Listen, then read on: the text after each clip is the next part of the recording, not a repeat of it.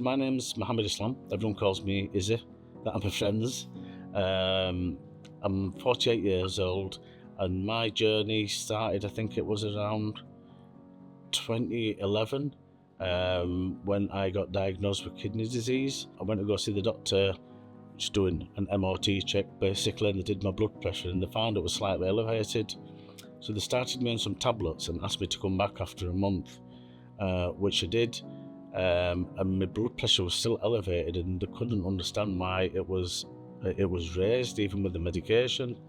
So they took some bloods, and what they found within them bloods is they measure something called creatinine, which is basically showing a function of how well your kidneys are working.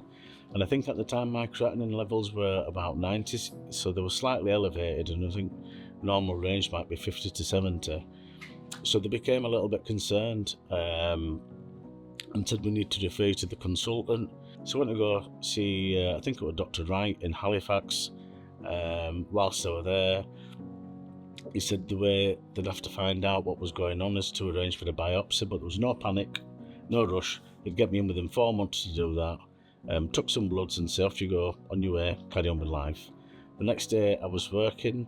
I am a qualified paramedic, and the day after I was on shift and I was working, and just before I got to a patient's house, we'd pulled up and my phone started ringing, so I quickly answered, and it was a hospital, and they said we needed to come straight into St James's, which I found a little bit alarming. And I thought, well, I can't just leave work, what is going on?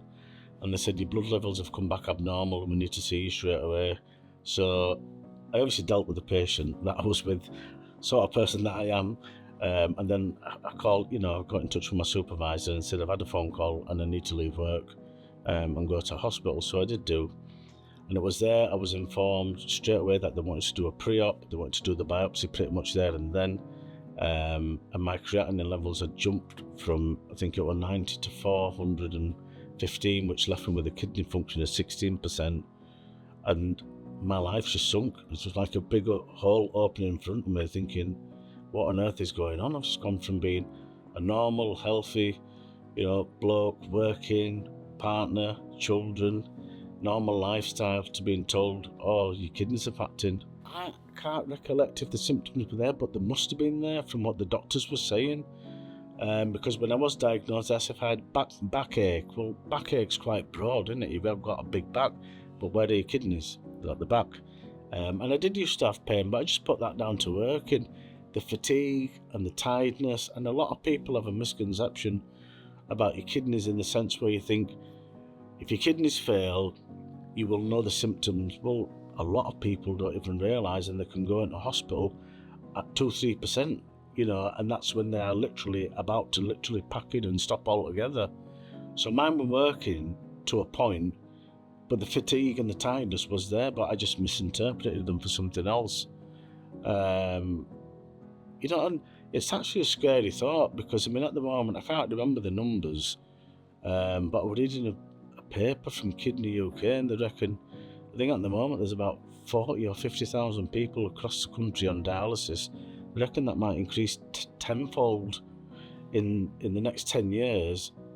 But is that because of diet, or it makes you ask the question why? So I went for the peritoneal dialysis because I thought that gives me more flexibility, allows me to work, can be done overnight. There was obviously negatives which weren't explained at the time, such as we talked about having a heavy meal, not being able to bath, body dysmorphia, not being able to sleep on your front, and the amount of equipment needed.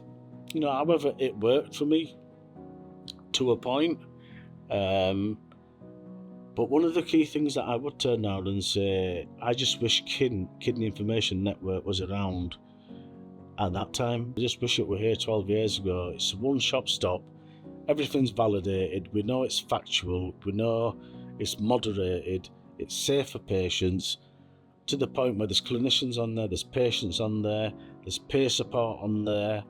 And if you've got a question, you can just type it up, or if you've got a blog, you can put that up there. But there's also other things around, when you first start this journey, it's not explained to you around diet, food, what you're eating. There's a plethora of information, and I think it's the best thing, that could ever happen for the renal family, or kidney family, so to speak. It must have been the longest year of my life where I was having that treatment and I was thinking, is this it?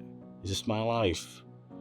And I'd feel awful because I'd have two young kids running around me really happy, and you get negative and you almost feel embarrassed to talk about it as a bloke, especially someone coming from an Asian community and think, oh, man up, get on with it and what have you. But there's lots of things that go on in your head, and sometimes they're not positive at all. And in them days I didn't talk to anyone about it. I felt really, really embarrassed. And I still do to some extent now, but I've got over that, and I think the most important thing to do is to talk about it. But that is another chapter which we'll talk about shortly. But fortunately for me, I had a loving family. I had a brother turn around and says, I want to give you a kidney. And to be honest with you, there's a little bit of taboo within the Asian community around donation, religion, which religion tells you not to save a life, etc. Fortunately for me, my brother turned around and said, I want to give you a kidney. And, I didn't want any sort of harm coming to my family because of me. So I turned around and said no. Deep down I was saying, yes, I want it. But, the moral side of me said, no, I don't want it. I don't want to put you out in harm's way. And, he just turned out to me and said, what would you do if it were the other way around? I said, you can have everything of mine. So it's all knackered like, but you can have it. And he says, well, there you go. Everything worked out. I had a transplant. And to me, I was thinking, that's it. My life has now changed. I've got such another opportunity now. He's given me the gift of life. And something, it's absolutely amazing. I don't know how to describe it. You might not want to say it, but when you look at dialysis patients, you have a tinge to your skin, and that is down to the fact, your kidneys aren't functioning. Yes, dialysis gets rid of toxins, but there's certain things that it can't do what the kidney does. And the first thing I noticed when I got my transplant, my complexion changed, and I felt so happy. I was thinking I'm getting back to how I was. I could just see it there, and then within 2-3 hours of having my transplant, and I thought, amazing. I've been given another gift of life. And there were good times. I had 8 or 9 years back to how I was, the old Izzy. And that is when my career started jumping from strength to strength. One of the most frustrating things I found at the beginning of my journey, and I've said this to Paula, is you get loads of leaflets thrown at you. Nothing, you can't absorb anything. It's just like words, a bit like the Matrix, where they're all sort of like flowing over you. And then it took me to speak to a friend of a friend that were a patient to give me that real life experience for me to make up my mind in what sort of like treatment I wanted. And I keep saying with kin, I think it's a godsend. It should have been here 12 years ago. I'm a clinician, so you think I'd get it, and you don't, because it's just such a shock. You're thinking, well, what does that mean? And one of the most frustrating things was they said, oh, your kidney function 16%. You're thinking, well, what do I do now? I'm fatigued, I can't go back out on the road. You feel as though your life's over. What do you do? And then what was even more frustrating is you think, oh, well, I'm going to get treatment and I'll get better. You go to see a consultant, no, your figures are 16%, come back again next month. And it's almost like a countdown. I think at the moment there's about 40 or 50,000 people across the country on dialysis. I reckon that might increase tenfold in the next 10 years. But is that because of diet? Or, it makes you ask the question, why? And I think because we are able to better, look at patients' symptoms, screening, more awareness. So these patients are already out there, but there are a lot of people out there that probably don't know they're living with kidney disease. I'm at a stage where I will finish my dialysis and I'm absolutely shattered. And I can't do anything. I cannot function. Today is not a dialysis day, but there's some days I come from dialysis and just sit on the sofa and that's it. I've lost 4 or 5 hours. I just become really fatigued, really tired, and you're prone to all sorts of falling and broke up my leg. There's another aspect in and around your mental health.